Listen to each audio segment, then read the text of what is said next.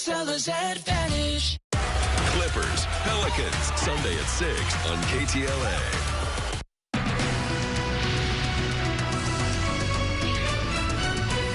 Now at 4, a federal probe of the superintendent of Los Angeles Unified School District, the second largest school system in the country.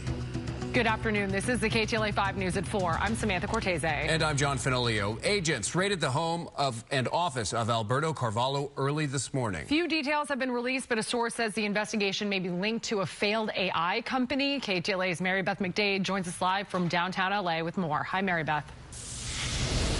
Hi, Sam and John. Yes, that is correct indeed. You know, the feds are not revealing at this point why they served the search warrants today. However, yes, indeed, we are hearing that it is possibly linked to an investigation between the school superintendent and a failed AI company.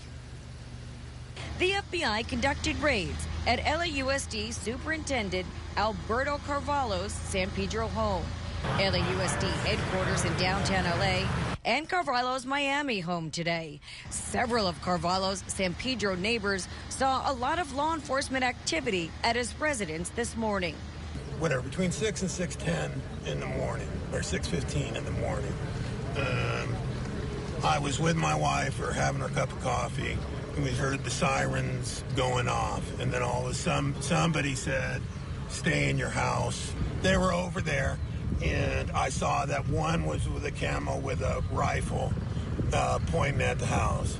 As he's pointing at the house, I'm like going, whoa. You know, I knew it was the superintendent, but I'm like, I didn't know. And they told us to stay in the house, so I stayed in my house. While the feds have been tight-lipped about the activity at the 3 properties connected to Carvalho, they did confirm agents were at the properties to serve search warrants. I saw a gentleman from the behind getting cuffed and put into a vehicle. I don't know if it was him. It, could have been. This San Pedro High School student came by Carvalho's home to see what was going on. I looked in the sky and there was a bunch of helicopters. And so my classmates told me that the superintendent got raided. But I've seen the superintendent myself. He's come to our campus and as well as field trips. So, I mean, it's really shocking. The probe reportedly involves Carvalho and an AI-powered education company called All Here that developed an AI chatbot for the nation's second largest school district called ED. A former senior director of software with All Here reportedly said the company violated both the industry standards and the district's policies with ED when it comes to students' privacy. All Here apparently collapsed in 2024 following allegations of massive financial fraud by its founder, CEO, Joanna Smith Griffin. And district officials say that they have been informed about the law enforcement activity and say that they are cooperating with the investigation. For now, reporting live here in downtown LA, Mary Beth McDade. We'll send it back to you guys in the studio. MB, thank you. Newly unsealed court documents have confirmed the primary target of a grand jury investigation into the death of teenager Celeste Rivas Hernandez. Those documents also reveal disturbing new details in the 14-year-old's death. KTLA's Aaron Myers is live in our newsroom with more on this developing story. Hi, Aaron. Hi, you two. Those court documents made public in the alleged homicide of 14-year-old Celeste Rivas Hernandez reveal gruesome new details about the death of the teenager, identifying the singer David as the investigation's central target. Private investigator Steve Fisher posted several documents on X tied to the Los Angeles County grand jury murder investigation into the death of Celeste Rivas Hernandez. This after they were made public. KTLA legal expert Allison Treasel saying what they revealed. David is, in fact, according to Los Angeles Police Department, the target of the investigation.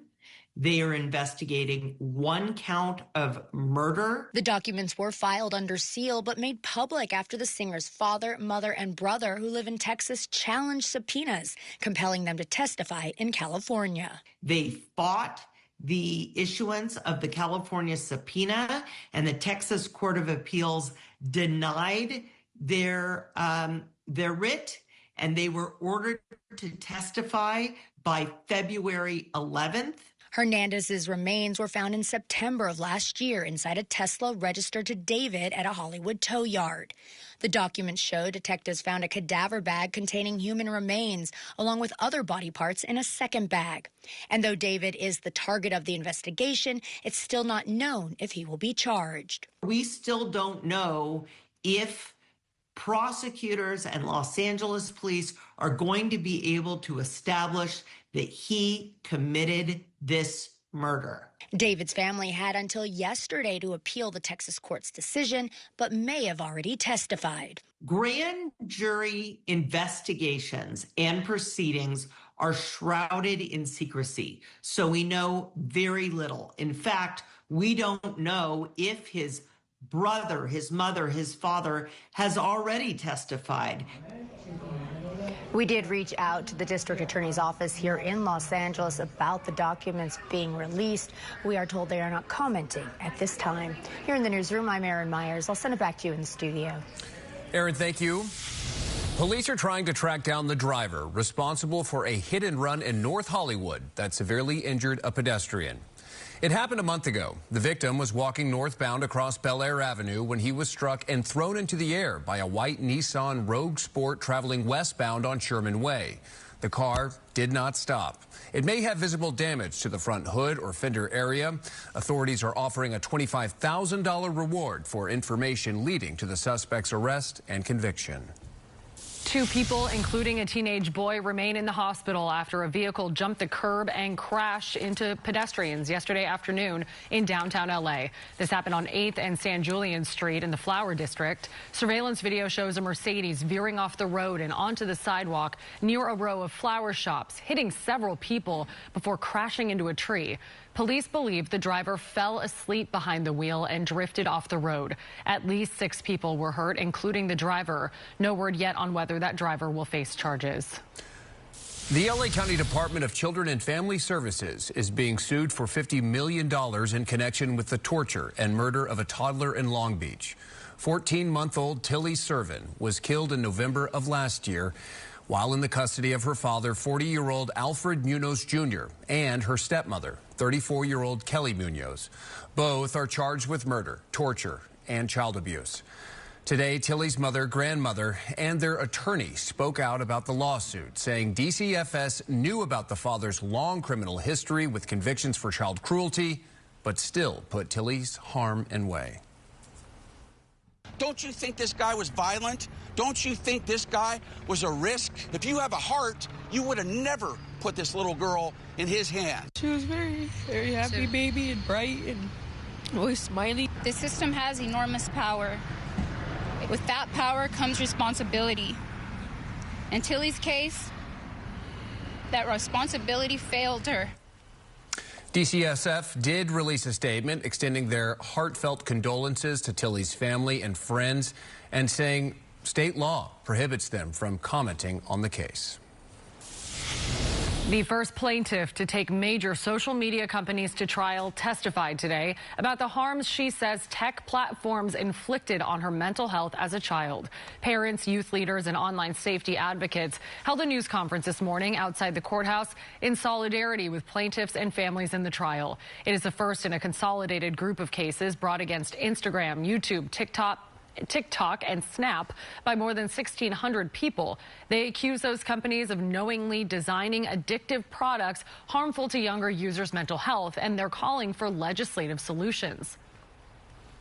For years, big tech has hidden behind predatory design, coercive tactics to manipulate, exploit, and addict my generation of young people, stealing the meaning of digital community right out from under us. And I say no more. Last week, Meta CEO Mark Zuckerberg testified his company does not set goals for how long people spend on its platforms. He claims they have taken action to protect younger users. All right, we've got more coming up on the news at 4. Kai Goldberg has your forecast. Hey, Kai. Hey, Sam, John. What a beautiful day here in Southern California. This is Laguna Beach. Beach is into the 70s, but soon we're going to see a lot of California communities moving into the 90s. That's right. We've got a bit of a summer-like forecast for the winter season.